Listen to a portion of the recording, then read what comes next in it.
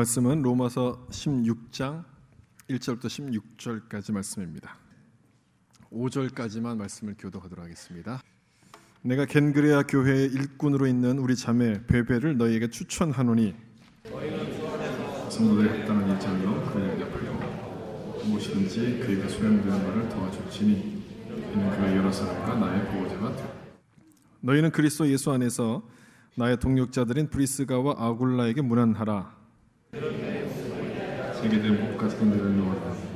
나뿐 아니라 이방인의 모든 교회 덕후들에게 같이 읽겠습니다. 또 저희 집에 있는 교회에도 문안하라. 내가 사랑하는 에베네도에게 문안하라. 그는 아시아에서 그리스도께 처음 맺은 열매니라. 아멘. 오늘 제목은 교회의 일꾼이 됩시다는 제목으로 말씀을 나누겠습니다. 오늘 본문은 로마서의 마지막 장입니다. 이 장을 읽게 될 때 우리는 바울이 소개하고 있는 많은 이름들을 여기서 만나게 됩니다. 여기 나오는 이름은 대략 한 37명쯤 되는데 바울과 함께 복음을 위해서 수고했던 그런 일꾼들입니다. 이 중에는 여자도 있고 남자도 있습니다. 결혼한 부부도 있고 싱글로 섬겼던 사람들도 있습니다. 출신 배경을 보면 귀족도 있고 노예도 있고 또 사업가도 있었고 공무원도 있었습니다. 유식한 사람도 있는 반면에 아주 무식한 사람들도 있습니다. 이처럼 출신과 배경들이 다 달랐지만 이들은 한결같은 마음으로 바울을 도왔던 아주 소중한 일꾼이었습니다. 왜 이 사람들의 이름을 기록했겠습니까? 이들에 대한 고마움을 표현하기 위해서 기록했겠죠. 그러나 그것보다 더 중요한 이유가 한 가지가 있습니다. 그것은 뭐냐면 하나님의 일은 한 사람으로는 할 수 없다는 것을 보여주는 겁니다. 하나님의 일은 혼자서는 감당할 수 없다. 이걸 보여주기 위해서 이름들을 기록한 겁니다. 바울 같은 능력 있는 사람도 여기 나오는 37명의 사람들이 도와주었기 때문에 사역할 수 있다는 사실을 보여주는 겁니다. 바울도 일꾼이었지만 여기 37명 역시 어떤 사람이라는 얘기입니까? 일꾼이었다는 걸 말씀하는 겁니다. 이것을 말씀하면서 우리도 그런 일꾼이 될 수 있다는 것과 함께 그런 일꾼이 되라는 것을 권면하는 말씀입니다. 오늘 본문을 통해서 그럼 어떤 사람이 교회의 일꾼이고 주님께 인정받는 일꾼인가를 배우고 우리도 그런 일꾼이 되기를 다짐하는 그런 시간이 되었으면 좋겠습니다. 첫 번째로 오늘 본문이 말씀하고 있는 교회의 일꾼은 그리스도 안에 있는 사람입니다. 오늘 본문을 읽을 때 가장 많이 등장하는 단어가 뭔지 여러분들 아마 찾으셨을 겁니다. 가장 많이 나오는 단어를 뽑으라고 한다면 이 말이죠. 그리스도 안에서. 이 말이 가장 많이 나옵니다. 이 3절에도 보시면 너희는 그리스도 예수 안에서 이런 표현이 나옵니다. 7절에도 마지막 부분에 나보다 먼저 그리스도 안에 있는 자라. 또 8절에 보면 주 안에서라는 표현이 나오고 9절과 10절 그리스도 안에서가 다시 나오죠. 그리고 11절, 12절, 13절 주 안에 또는 주 안에서 이런 표현이 계속 반복돼서 나타나고 있습니다. 사도 바울은 로마서뿐 아니라 다른 서신서에서도 이 주 안에서 in Christ란 말을 아주 자주 사용합니다. 그 이유는 in Christ가 사도 바울이 갖고 있는 신앙의 핵심이 되기 때문에 그렇다는 얘기입니다. 사도 바울이 결정하고 행동할 때 그 기준이 뭐였느냐? in Christ였다는 얘기예요. 이것에 의해서 모든 것을 결정했습니다. 이 본문에서도 그리스도 안에서 이 말을 반복하고 있는 것은 교회의 일꾼이라면 반드시 그런 사람, 그리스도 안에 있는 사람이 되어야 한다는 것을 강조하기 위해서 반복하고 있는 것입니다. 그럼 어떤 사람이 그리스도 안에 있는 사람입니까? 세 가지를 의미할 수 있는데요. 첫째는 예수님을 믿는 사람이겠죠. 예수님을 나의 구세주로 믿는 사람입니다. 두 번째는 그 예수님과 동행하는 사람이고 세 번째는 그 예수님을 다른 사람들에게 증거하는 사람을 말합니다. 이 세 가지, 그리스도 안에 있는 사람이라고 할 때는 이 세 가지가 포함이 되는 겁니다. 여기서 소개하고 있는 이 많은 사람들이 바로 그런 사람들이라고 해서 소개를 하는 거예요. 바울을 통해서 예수를 믿게 됐고요. 예수를 믿은 것뿐 아니라 복음을 전하는 일 가운데 함께 했던 그야말로 그리스도 안에 있는 일꾼들을 여기서 소개하고 있는 겁니다. 지금부터 한 사람씩 제가 좀 살펴보면서 소개를 드리려고 할 텐데 여러분 한 사람씩 그 내용들을 설명드릴 때 좀 지루할 수도 있습니다. 그런데 이 말씀, 이 사람이 어떻게 나와 다른가 이렇게 좀 생각해 보시면서 들으시면 훨씬 더 많은 유익이 되실 겁니다. 3절에 보시면 브리스가와 아굴라라는 사람을 소개하고 있죠. 이 사람은 부부입니다. 브리스가는 이 사람의 아내인데 바울을 통해서 예수를 믿고서 복음의 일꾼이 되었던 사람들입니다. 이 브리스가라는 이름은 사도행전에 나오는 브리스길라, 프리실라라고 되어 있는 브리스길라와 같은 사람의 이름이죠. 특이한 것은 부인의 이름이 여기서 먼저 등장하고 있다는 얘기입니다. 남편의 이름이 뒤에 나오고 있어요. 사도행전을 읽어도 이 두 사람을 소개할 때는 언제나 부인의 이름이 앞에 나오고 남편의 이름이 뒤에 나옵니다. 로마서에서도 마찬가지죠. 우리가 읽은 이 말씀에서도 역시 부인의 이름이 먼저 기록이 되어 있습니다. 왜 그랬겠습니까? 왜 부인의 이름을 먼저 기록했겠습니까? 누가 더 열심히 있다는 얘기겠습니까? 남편보다도 부인이 더 열심히 있었다는 얘기죠. 그래서 부인의 이름을 더 먼저 기록한 건 아니었겠습니까? 우리 이 자리에도 아마 그런 부분들이 좀 많이 계시는 것 같은데 그때나 지금이나 잘 변하지 않는 것 같아요. 언제나 여자들이 남자보다 신앙적인 면에서는 열심히 있었다. 잘 변하지 않는 그런 것 같습니다. 신앙생활을 할 때 우리가 마주치게 되는 불편한 진실이죠. 남자분들이 참 인정하고 싶지 않지만 뭐 그런 것 같아요. 아무튼 이들 부부가 예수를 믿게 된 것은 사도행전 18장 2절에 나오는 말씀, 거기 설명이 나오는데 로마 황제 글라우디오가 유대인들을 로마에서 추방했던 사건 때문에 예수를 믿게 됩니다. 여기 있는 그 말씀처럼 보시면 글라우디오가 모든 유대인을 명하여 로마에서 떠나라 한 고로 그가 그 안에 브리스길라와 함께 이탈리아로부터 새로 온지라. 로마에서부터 이들이 쫓겨나서 어디로 갔냐면 고린도로 갔습니다. 고린도에서 누구를 만났느냐? 사도 바울을 만나게 되고 바울로부터 복음을 듣게 됩니다. 그 복음을 듣고 예수를 믿은 다음에 이들이 주님을 위해서 일하는 일꾼으로 변화가 되게 됩니다. 로마에서 쫓겨난 것이 불행이었죠. 자기가 살던 집을 떠나는 것이 불행이었지만 이 불행이 이들에게는 주님을 만나고 주님을 믿는 일꾼으로 변화가 되는 축복의 기회가 되는 겁니다. 이 사람들에 대해서는 우리 뒤에서 좀 더 설명을 드리기로 하고 7절을 보시면 누가 나오냐면 안드로니고와 유니아라는 사람이 등장합니다. 내 친척이요 나와 함께 간쳤던 안드로니고와 유니아. 이 말씀처럼 이들은 바울의 친척이었는데 바울보다 먼저 예수를 믿었습니다. 그 7절 끝부분에 그렇게 나오죠. 나보다 먼저 그리스도 안에 있는 자라. 이들이 어떻게 예수를 믿었는지 성경에는 기록이 없기 때문에 우리가 알 수 없지만 전해지는 이야기에 따르면 이들은 스데반이 순교를 당할 때 거기서 받은 충격 때문에 예수를 믿게 되었다라고 합니다. 그렇다면 여러분, 이들이 예수를 믿고 난 다음에 가장 먼저 기도했던 사람이 누구였겠습니까? 누구를 위해서 기도를 많이 했겠어요? 스데반이 죽을 때 그 충격으로 예수를 믿었다면 누구를 위해서 가장 많이 기도했겠습니까? 바울이죠. 바울을 위해서 기도했습니다. 왜냐하면 이 바울이 스데반을 죽이는 일에 가장 앞장섰던 사람 아닙니까? 저 사람이 자기의 친척인 거예요. 내가 예수를 믿고 보니까 누구를 먼저 위해서 기도해야 되겠다는 생각이 들었겠어요? 당연히 바울을 위해서 먼저 기도해야 되겠다는 생각이 드는 겁니다. 그래서 바울을 위해서 기도했을 거예요. 그런 걸 보면 바울이 회심한 데는 이 바울을 위해서 기도했던 친척들이 있었다는 것을 우리가 알 수 있어요. 그렇게 강팍했던 바울도 기도 가운데 변화되는 것을 보면서 우리도 포기하지 말고 기도하셔야 됩니다. 여러분도 포기하지 말고 기도하셔야 돼요. 그렇게 오랫동안 기도했는데도 이 사람이 아직도 안 변합니다. 그렇게 말씀하시면서 여러분 낙심하지 마시고요. 이런 모습을 보면서 우리가 끝까지 믿음을 가지고 기도하셔야 돼요. 안드로니고와 유니아는 바울을 주님께 인도한 것뿐 아니라 7절 앞부분에 있는 것처럼 나와 함께 갇혔던 그 말씀처럼 복음을 전하다 고난을 받았습니다. 그것은 이들이 어떤 사람인 것을 말해주냐면 그리스도 안에 있는 사람이라는 것을 말해주는 것이죠.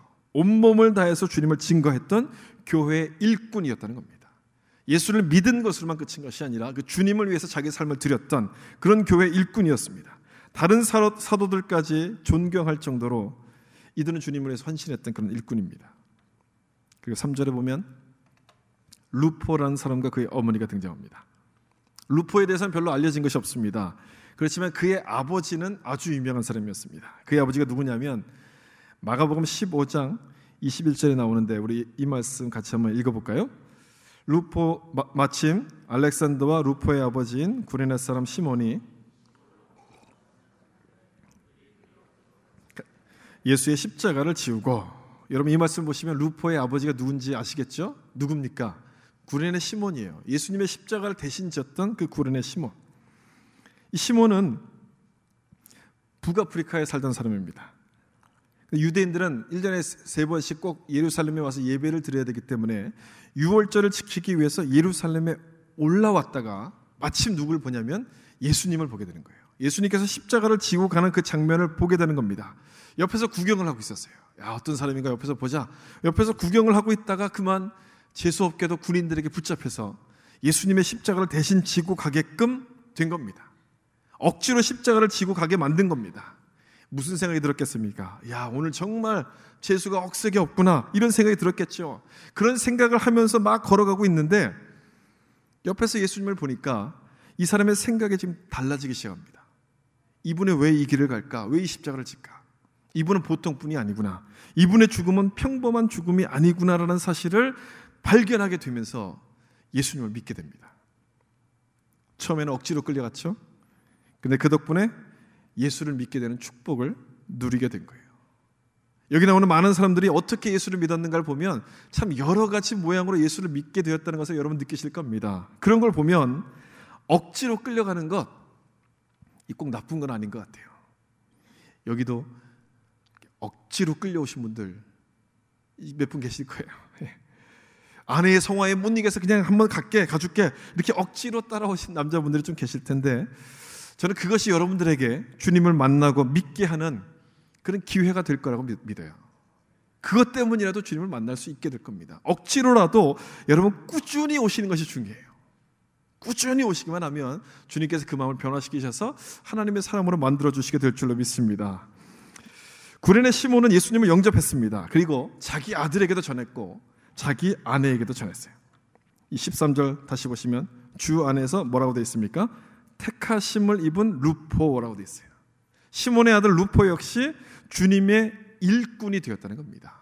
주님을 믿기만 하는 것을 그치지 않고 주님을 위한 일꾼이 되었다는 것을 알 수 있어요.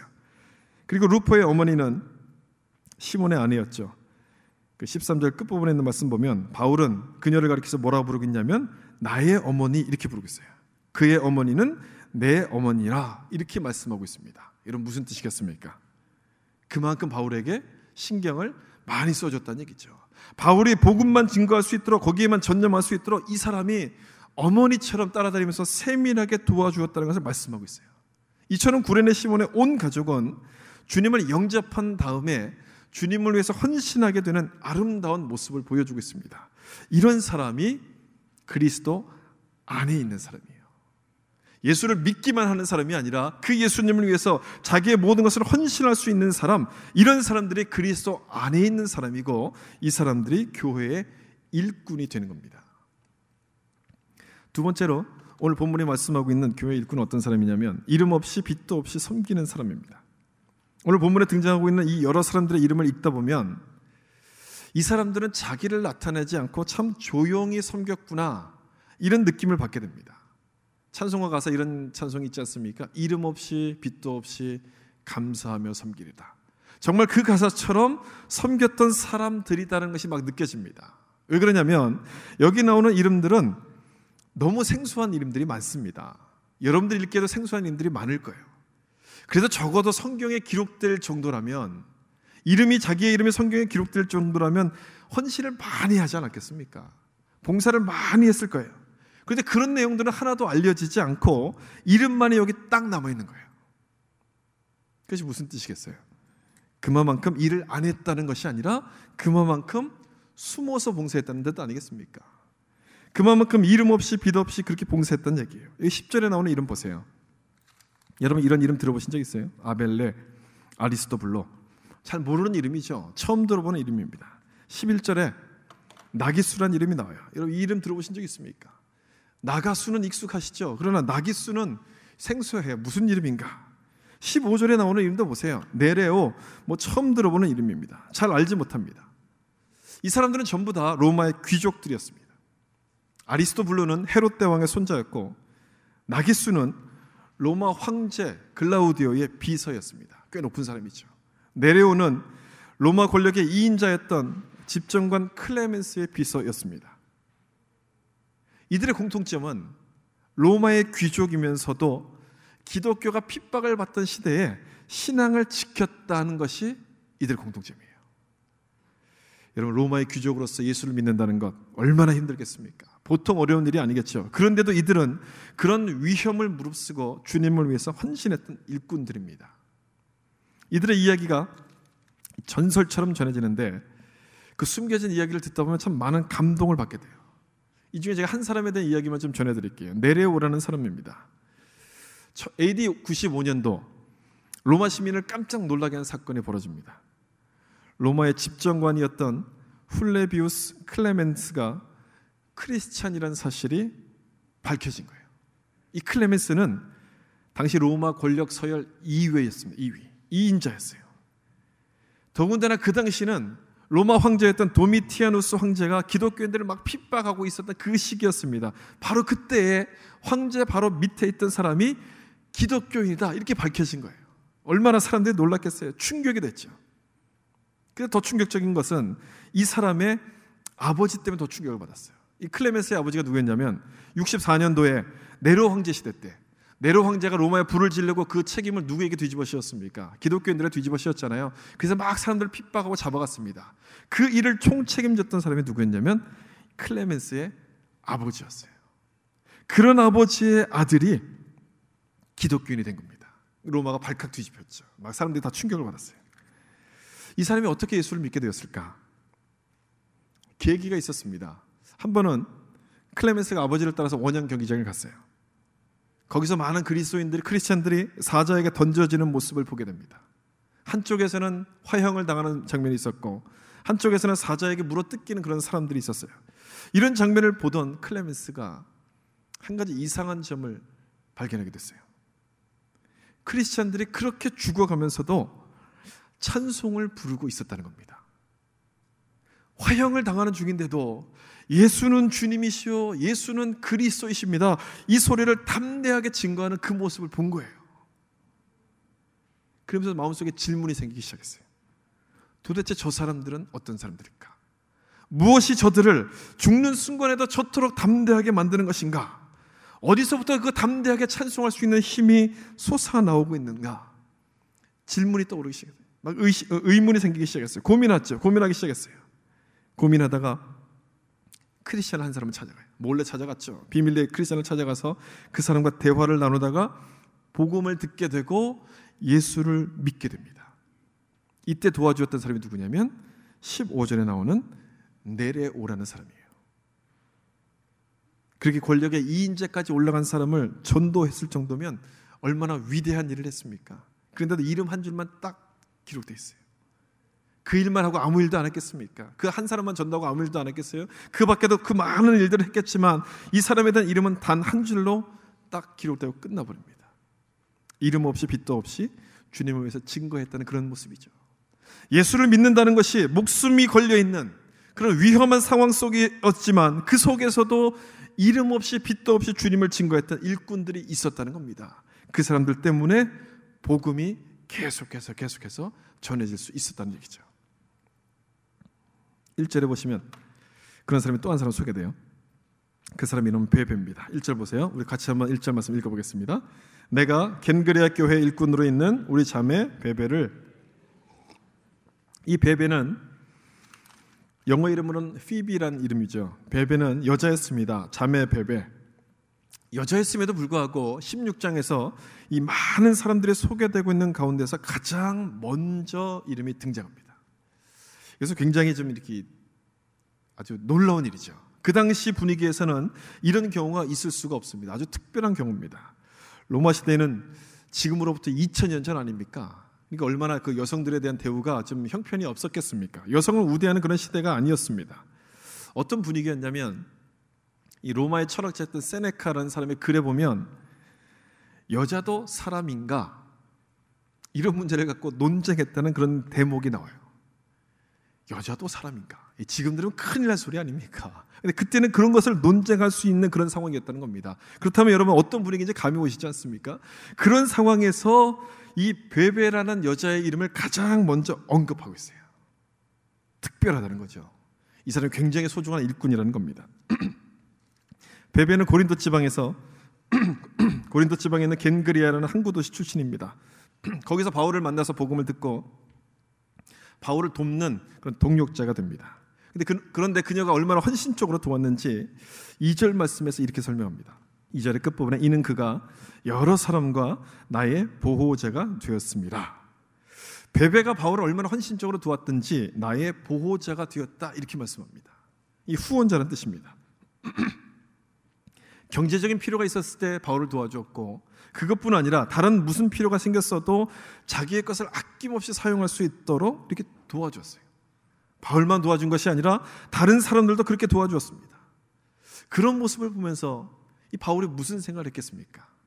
저 사람은 뭘 맡겨도 안심이다 이런 생각이 들지 않았겠어요? 저 사람은 내가 무엇을 맡겨도 안심할 수 있다 신뢰하는 마음이 생겼을 겁니다. 그랬기에 이 베베에게 로마서를 이 전달해달라는 그런 책임을 맡기게 됩니다. 우리가 읽고 있는 이 로마서 이 로마서를 사도 바울이 고린도에서 기록했습니다. 이 고린도에서부터 로마까지 전해준 사람이 누구였냐면 베베였어요. 이걸 여자에게 맡긴 거예요. 로마까지 가는 길이 차 타고 한두 시간이면 가는 길이었겠어요. 배 타고 몇 개월을 가야 되는 그 길이잖아요. 그 힘든 길을 이 베베가 이것을 들고 가서 로마서를 전해준 거였어요. 만약 베베가 이 일을 소홀히 여겨서 제대로 전하지 않았더라면 우리는 이 로마서를 읽지 못했을지도 모릅니다. 내가 이 바울에게 잘 도와줬더니 정말 이런 일까지 나에게 맡기네. 만약 이런 생각을 하면서 그냥 설렁설렁 하다가 잊어버렸더라면 우리는 로마서를 읽지 못했을 거예요. 그러나 베베는 편지를 전하는 이 일 자체를 가벼운 일로 여기지 않았습니다. 자기에게 주어진 특권처럼 생각했어요.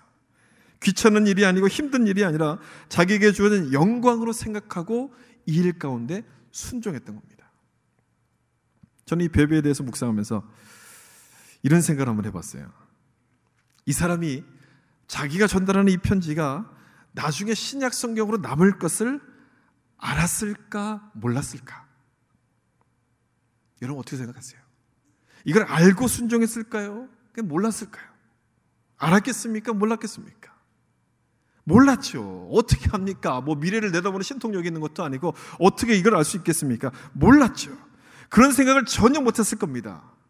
그럼에도 불구하고 이 귀찮아 보이는 일, 많은 시간을 쓰고 많은 비용을 써야 되는 이 일을 가볍게 보지 않고 그 일을 자기의 영광으로 생각하고 순종했을 때 신약 성경의 보석이라고 말하는 이 로마서가 남게 된 거죠. 여기서 우리는 중요한 교훈 한 가지를 발견하게 돼요. 지금 우리가 하고 있는 일이 아무리 작게 보이더라도 그것이 먼 훗날 어떤 모습으로 남게 될지 어떤 결과를 가져오게 될지 아무도 알 수 없다는 겁니다. 그래서 어떻게 됩니까? 그래서 어떻게 해야 돼요, 여러분? 열심히 하셔야 돼요. 뭐든지 열심히 충성을 다해서 순종하는 마음을 가지고 그것을 감당해야 돼요. 여러분들이 교회에서 하고 있는 그 봉사와 섬김이 작게 느껴질지라도 아무도 나를 알아주지 않는다 할지라도 이것을 가볍게 생각할 것이 아니라 충성을 다해서 열심히 감당하셔야 돼요. 그 일이 나중에 정말 여러분을 평가하는, 높이 평가하는 그 중요한 일이 될 수도 있어요. 주님의 사역은 이런 사람을 통해서 이루어지는 거예요. 이름 없이 빚도 없이 주님을 위해서 충성하겠습니다, 이런 마음을 가진 사람을 통해서 이루어지는 거예요. 주님께서 이런 사람을 통해서 주의 일을 이루시고 주님의 영광을 받으시게 되는 겁니다.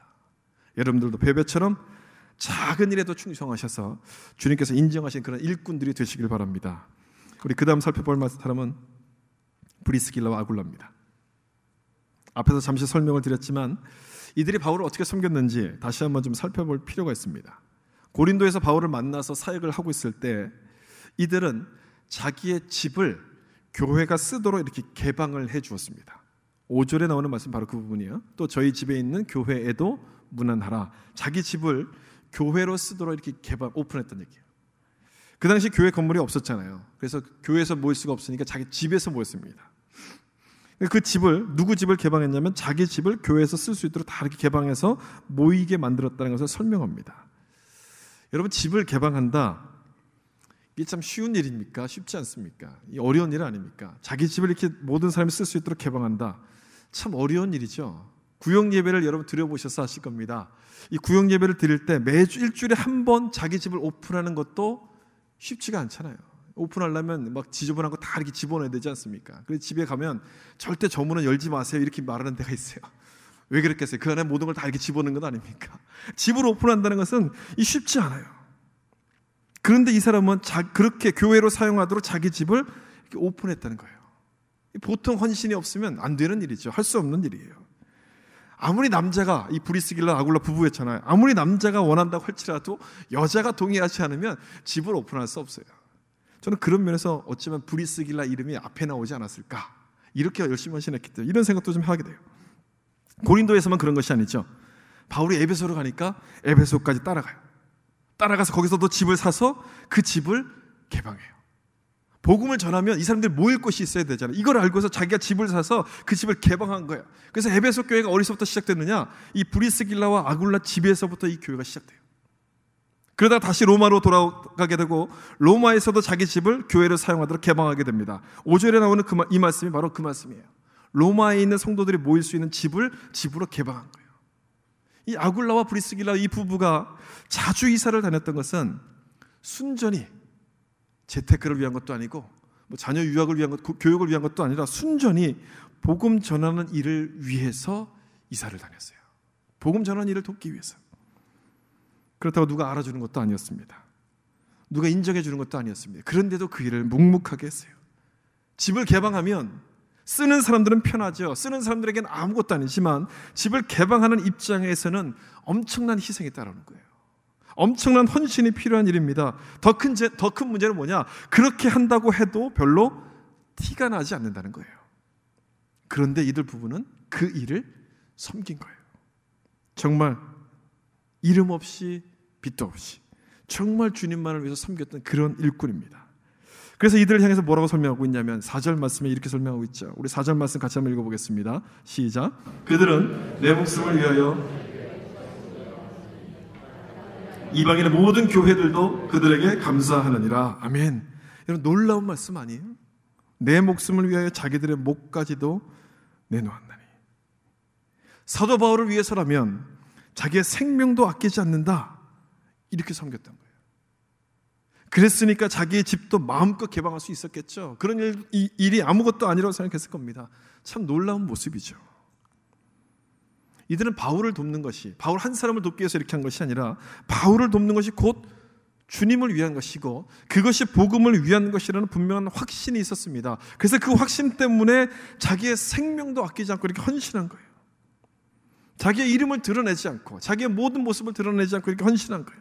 이런 사람들이 있었기 때문에, 보이지 않는 곳에서 헌신하는 일꾼이 있었기 때문에 사도 바울은 복음 전하는 일에만 전념할 수 있었고 그 복음이 오늘 우리에게까지 전해지게 된 겁니다.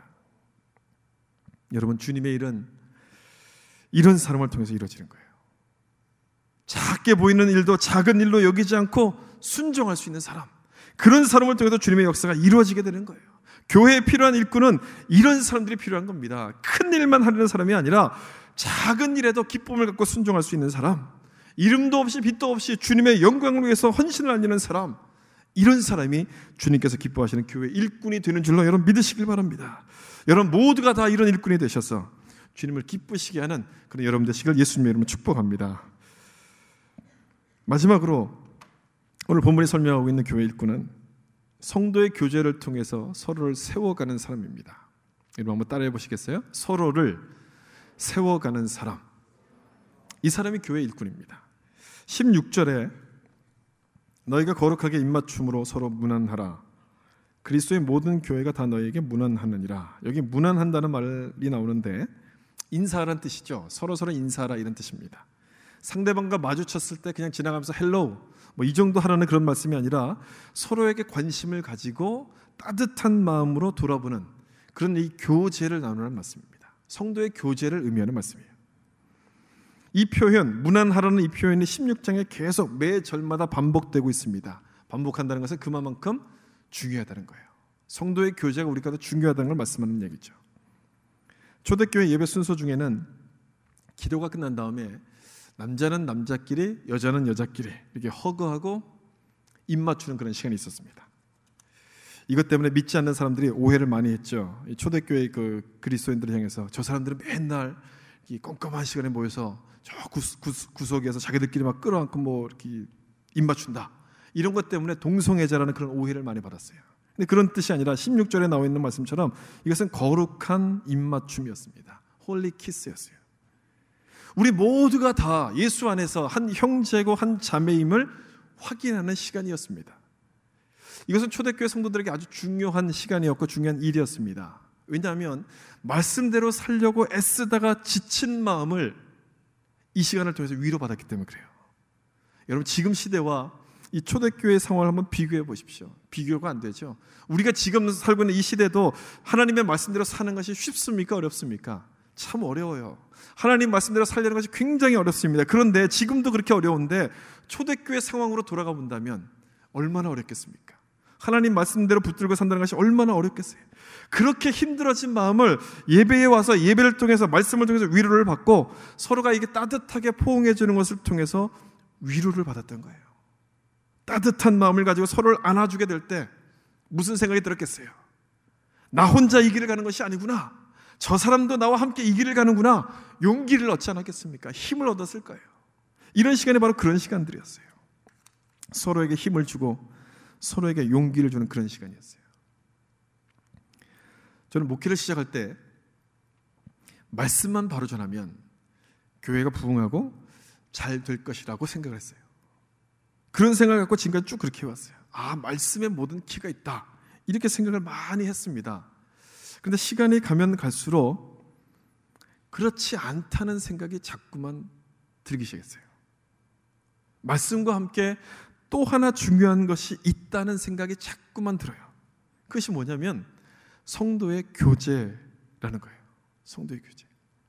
여러분, 이 말씀을 좀 오해하시면 안 되죠. 하나님의 말씀의 능력이 부족해서 뭐 이런 것이 필요하냐, 그런 뜻으로 말씀드린 것이 아니에요. 하나님의 말씀은 완전하지만 우리가 부족해서 성도의 교제가 필요하다는 것을 지금 말씀드린 거예요. 우리는 하나님의 말씀을 붙들고 살기에는 너무너무 연약한 사람들이에요. 말씀은 완전하지만 이 말씀을 붙들고 사는 우리는 너무너무 연약한 사람들이에요. 여러분들 다 경험해 보시잖아요. 한 주간의 말씀을 듣고 이 말씀대로 일주일을 살려고 하지만 어떻습니까? 제대로 됩니까? 제대로 되지 않을 때가 참 많지 않습니까? 말씀대로 살다가 지쳐버릴 때가 있어요. 힘들 때가 있어요. 모든 것을 다 놔버리고 있을 때가 있지 않습니까? 그때 나를 좀 위로해 줄 수 있는 누군가 좀 있었으면 좋겠다, 이런 생각이 들잖아요. 나를 위로해 줄 사람이 필요하다고 생각됩니다. 그런 사람이 옆에 있다면 다시 힘을 얻고 주님 말씀을 붙들고 일어설 수 있게 돼요. 그런데 그런 사람이 없다면, 혼자 그 모든 것을 지탱하고 나가야 된다면 일어설 수 있는 힘이 안 생길 거예요. 그냥 포기해버리고 싶을 거예요. 주저앉아버릴 겁니다. 아무리 믿음이 좋은 사람이라도 혼자서만 신앙생활을 하려는 사람은 금방 그 믿음이 흔들려 버립니다. 혼자서 할 수 없어요. 하나님께서 우리 교회라는 공동체를 주신 것이 바로 그런 이유죠. 혼자서는 절대 신앙생활을 할 수 없습니다. 저는 그런 사람들 참 많이 봤어요. 믿음이 아무리 좋다고 하는 사람도 혼자서만 하려고 그렇게 버티다가 결국에는 넘어지는 모습을 많이 봤어요. 그걸 보면서 말씀을 바로 전하는 것과 함께 이 성도의 교제, 이것이 얼마나 중요한가를 자꾸 생각하게 돼요. 아, 이것이 중요하구나. 이번에 저희 아버지 장례식을 치르면서도 또 한 번 이것이 얼마나 중요한 것인가를 느낄 수 있었어요. 많은 성도님들께서 정말 따뜻한 사랑과 위로의 말씀을 전해주셨습니다. 그것이 굉장히 저에게 큰 힘이 됐어요. 굉장한 힘이었어요. 여러분, 목사라고 하면 매일 이렇게 하늘만 쳐다보고 하나님과만 대화하고 그렇게 사는 것이 아니에요. 이 목사도 똑같습니다. 힘들 때는 위로가 필요하고요, 어려울 때는 힘든 그 슬픔을 당하면 이 격려가 필요한 거예요. 저를 찾아오셔서 위로의 말씀들을 막 전해주는데 그분들의 말이 진심인 것이 막 느껴지는 거예요. 그러면서 제가 얼마나 고마운지 몰라요. 제가 이렇게 얼굴이 지금 표현을 잘 못하는 타입이라서 그 설명을 다 못 드렸지만 얼마나 고마운지 몰라요. 전에도 여러분들을 좋아했지만 이런 일을 겪으면서 더 좋아하게 됐어요. 정말 좋아하게 됐어요. 그래서 여러분들이 원하는 일이라면 내가 뭐든지 할 수 있어, 뭐 이런 생각까지 들 정도였어요. 뭐 이런 생각을 하게 됐습니다. 사도 바울이 이 본문에서 서로 무난하라, 이 말씀을 강조하는 이유가 저는 이것 때문이라고 생각해요. 교회를 든든히 세울 수 있는 힘, 교회 신앙생활을 올바로 할 수 있게 만드는 그 힘이 과연 어디서부터 나오냐? 성도의 교제에서부터 나온다는 것을 말씀하기 위해서 이 부분을 강조해서 설명하는 거예요. 아무리 옳은 말씀을 증거할지라도 마음이 열리지 않으면 그 말씀을 받아들이지 않는 겁니다. 그러나 반대로 마음이 열리게 되면 무슨 말씀을 전해도, 설교를 좀 잘못했을지라도 그 말씀 가운데서 은혜를 받게 되는 거예요. 성도의 교제가 그래서 중요한 거예요. 여러분, 주변에 부흥하는 교회들을 보세요. 부흥하는 교회를 보시면 말씀도 좋지만 성도들끼리 굉장히 잘 모이는 걸 보실 수 있어요. 성도의 교제가 활발하게 일어나는 것을 볼 수 있어요. 예배를 통해서 받은 은혜를 성도들끼리 이렇게 나누는데 어떻게 그 교회가 부흥하지 않을 수가 있겠습니까? 부흥하는 것이죠. 교회가 막 살아 움직이는 것이고 역동적인 것이 막 느껴지게 되는 거예요. 그래서 좋은 교회를 만들려면, 좋은 교회가 되려면 이 아름다운 성도의 교제가 있어야 돼요. 그 또 하나, 따뜻한 마음을 가지고 서로를 위로해 주는 그런 사람들이 있어야 돼요.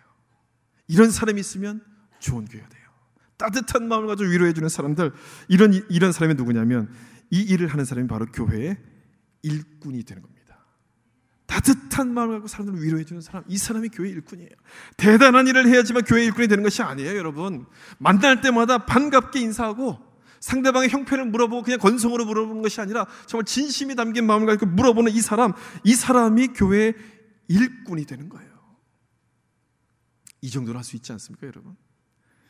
이 정도는 우리가 할 수 있죠. 다른 일은 못한다 그래도 이 만날 때 반갑게 인사할 수 있잖아요. 아주 반갑게 인사할 수 있어요. 따뜻한 말로 위로의 말을 전해줄 수 있지 않습니까? 여러분 할 수 있습니까? 없습니까? 한번 대답해 보세요. 할 수 있어요? 없어요? 이 정도는 우리가 할 수 있어요. 이런 사람들이 되셔야 돼요. 이런 사람을 통해서 교회가 든든하게 세워지는 것이고 좋은 소문을 내게 되는 겁니다. 이미 우리는 좋은 소문을 우리가 다 냈기 때문에 뭐 더 날 게 없어요. 우리는 충분히 좋은 소문 났어요. 그런데도 더 좋은 교회가 되기 위해서 우리는 이렇게 하셔야 돼요. 여러분이 정말 교회 일꾼이 되기를 원하신다면 이런 소리를 듣도록 노력하셔야 됩니다.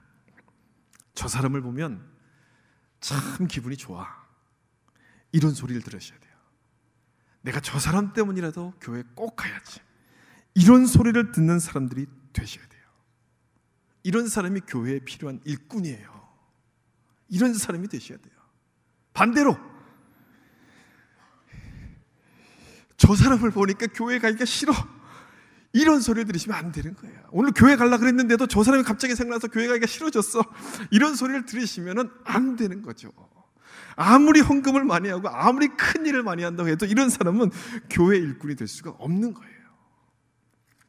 여러분, 교회 일꾼은 이 성도들 사이에 아름다운 교제가 이루어지도록 힘쓰는 사람이 교회 일꾼이에요. 내가 저 사람을 꼭 초대하고 싶어. 이런 사람이 되셔야 돼요. 저 사람 제발 안 왔으면 좋겠는데 이런 사람이 되시면 안 되죠.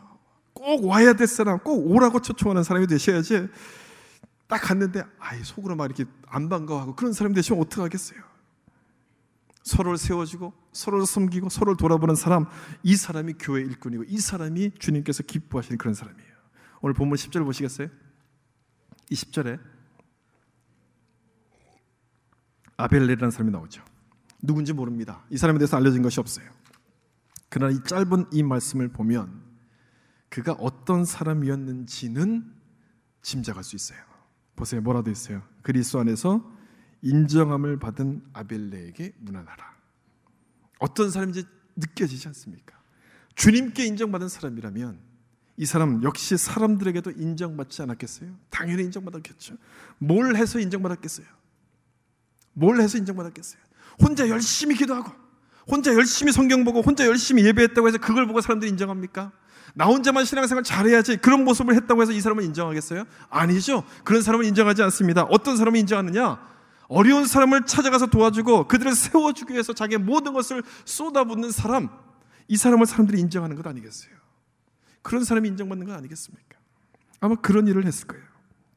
12절에도 보면 주 안에서 수고한 두루베나와 두루보사에게 문안하라. 이들은 쌍둥이였습니다. 두루라는 이름은 쌍둥이에게 붙이는 이름이에요. 두루베나, 우아하다는 뜻이고 두루보사, 섬세하다는 뜻입니다.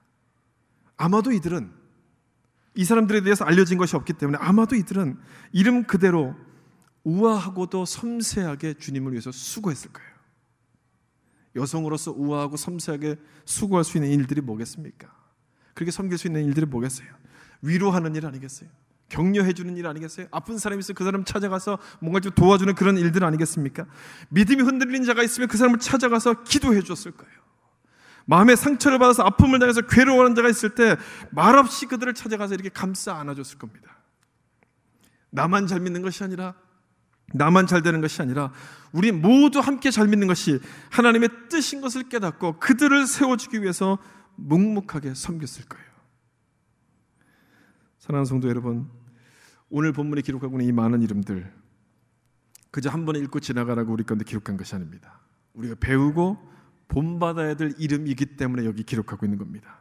우리도 이들처럼 주님을 위한 교회의 일꾼이 되라고 이들의 이름을 여기 기록하고 있는 겁니다. 어떻게 해야지 일꾼이 됩니까? 교회 일꾼이 될 수 있겠습니까? 날 구원하신 주님의 은혜를 기억하고 이름도 없이 빛도 없이 내가 섬기려고 할 때 그 사람이 교회 일꾼이 되는 겁니다. 어려운 자들을 돕고 세워주는 것이 주님의 뜻인 것을 알고 조용히 그들을 섬기게 될 때 주님이 원하시는 교회 일꾼이 되는 거예요. 여기에 기록된 이름들처럼 우리의 이름도 주님 앞에 기록될 날이 있을 겁니다. 여러분, 그때 여러분의 이름이 어떤 모습으로 기록되기를 원하십니까? 여러분의 이름 앞에 어떤 설명이 붙기를 원하세요? 주님께 인정받은 사람 누구 이런 이름으로 기록되어야 하지 않겠습니까? 주님께서 수고했다고 칭찬받는 그런 일꾼의 이름으로 우리의 이름도 기록되어야 하지 않겠습니까? 이런 은혜가 여러분 가운데 있기를 바랍니다. 여러분 모두가 주님께 인정받고 교회에 필요한 그런 일꾼이 되시길 축복합니다. 그래서 이번 한 주간도 우리가 교회의 일꾼인 것을 기억하고 교회를 섬기고 성도들을 섬기는 큰 빛의 성도가 되시기를 예수님의 이름으로 축원합니다. 기도하겠습니다. 같이 한번 말씀을 따라서 기도하겠습니다. 교회의 일꾼이라는 것은 큰 일만 하는 사람을 가리켜 말하지 않습니다. 정말 이름도 없이 빛도 없이 주님께서 나에게 베푸신 그 은혜를 기억하면서 섬기는 사람, 주님을 위해서 섬기는 사람이 교회 일꾼입니다. 나보다도 내 신앙이 잘 되는 것보다도 우리 모두가 함께 주 앞에 바로 서기 위해서 그들을 격려해주고 위로하고 기도해주는 것, 이 사람이 교회 일꾼입니다. 이런 사람이 많아져야 되는 것입니다. 다른 사람을 돌아보고 그들과 함께 같이 신앙생활을 잘할 수 있도록 도와주고 섬겨주는 사람들, 이런 사람들이 많아지게 될 때 우리 교회가 좋은 소문 내고 아름다운 교회로 세워지게 되는 것입니다. 여러분, 그런 모습이십니까? 여러분이 지금 그런 모습을 살고 계십니까? 다시 한번 내 삶을 돌아보면서 하나님, 나도 여기 적혀있는 37명의 사람들처럼 이런 이름으로 주님 앞에 기억되는 사람이 되기를 원합니다. 하나님, 내 삶도 이런 사람 되게 하여 주시고 정말 주님께서 인정받는, 주님께서 인정하시는 그런 일꾼 될 수 있도록 내 삶을 받아주시옵소서. 내 삶을 붙잡아 주시옵소서. 우리 다 같이 한번 통성으로 기도하겠습니다. 아버지 하나님, 그렇습니다. 아버지 하나님, 이들의 이름을 보면서 하나님, 내 이름도 주님 앞에 어떤 모습으로 기억될 것인가 다시 한번 생각하게 도와주시고 우리의 삶이 하나님 어떤 모습인가 돌아보게 도와주시옵소서. 아버지, 그렇습니다. 주님께서 원하시는 일꾼은, 교회에 필요한 일꾼은 내 이름을 나타내기보다도 정말 이름도 없이 빛도 없이 섬기는 자였습니다. 내 이름이 단 한 줄로만 남았을지라도 정말 그 일이 주님을 위해서 하는 것이라면 과감하게 섬기고 결단하고 헌신하는 것이 정말 교회의 일꾼이라는 것을 다시 한번 보게 하셨습니다. 예수를 믿는 것뿐 아니라 예수님과 동행하며 예수님을 위해서 헌신하는 사람, 주님을 증거하기 위해서 애쓰는 사람이 교회의 일꾼이라고 말씀하셨습니다. 정말 하나님, 다른 사람을 세워주고 섬기고 그들을 돕는 것이 교회에 필요한 일꾼이라고 말씀하셨습니다. 주여, 이런 사람 되게 하여 주시옵소서. 내 믿음이 언제까지나 아버지나 나만을 생각하는 믿음 되지 않게 하여 주시고 내 혼자만을 생각하는 믿음 되지 않게 하여 주시고 주여, 다른 사람과 함께 같이 신앙생활하게 하시고 교제 나누게 하시고 다른 사람의 형편을 돌아볼 수 있는 그런 넉넉한 믿음을 가진 사람 될 수 있도록 주여 축복하여 주시옵소서. 그래서 하나님, 우리 교회가 하는 이런 모습을 통해서 하나님, 많은 사람들과도 좋은 교회로 소문나게 하여 주시고 이 교회 갔을 때 하나님의 영광이 나타난다는 것을 보게 하시고 많은 사람들 가운데 하나님이 함께 하시는 교회인 것을 증거하게 하셔서 우리를 통해서 하나님의 영광이 나타나게 하여 주시고 사람들의 모습이 아니라 주님의 귀한 영광, 큰 빛의 영광이 드러날 수 있도록 주님 우리를 사용하여 주시옵소서. 우리를 이 일 가운데 하나님 인도하여 주시고 이 일 가운데 쓰임받을 수 있는 그런 거룩한 자가 될 수 있도록 주님이 오늘도 축복하시고 아버지 역사하여 주시옵소서. 주님, 그런 사람 되게 하여 주시옵소서. 하나님 아버지, 감사합니다. 오늘 주신 말씀을 다시 한번 우리 마음속에 잘 새기게 도와주시고 여기 적혀있는 37명의 사람들처럼 우리의 이름이 주님 앞에 어떻게 기록될 것인가 다시 한번 돌아보며 부끄러움 없는 모습, 그런 믿음의 성도가 될 수 있도록 축복하여 주시옵소서. 주님께 인정받는 사람 되길 원합니다. 사람에게 인정받으려고 노력하는 것이 아니라 주님께 인정받기 위해서 노력하게 하시고 정말 이름 없이 빚도 없이 감사하며 섬기리이다. 이것이 우리의 마음과 우리의 정말 기준이 되게 하셔서 정말 주님을 위해서 헌신할 수 있는 그런 자가 되게 도와주시옵소서. 나만 잘 믿는 것이 아니라, 나만 열심히 기도하는 것이 아니라 우리 주변에 있는 사람들이 함께 돌아보게 하여 주시고, 그래서 우리 모든 교회가 아름다운 성도의 교제를 이루게 도와주셔서 이곳에 들어오는 모든 사람들이 주의 사랑 가운데 다시 한번 세워지고 힘을 얻는 역사 일어나게 하셔서 정말 주님께서 필요한 교회 일꾼으로 모든 분들이 다 세워질 수 있도록 하나님 축복하여 주시옵소서. 그래서 주님께서 우리를 마지막으로 부르신 그날에 정말 주님께 인정함을 받은 아무개, 이런 이름 되게 하시고 주님께서 인정하고 칭찬받는 그런 축복의 일꾼 아무개, 이런 이름으로 남겨질 수 있도록 하나님 우리 삶을 붙잡아 주시고 인도하여 주시옵소서.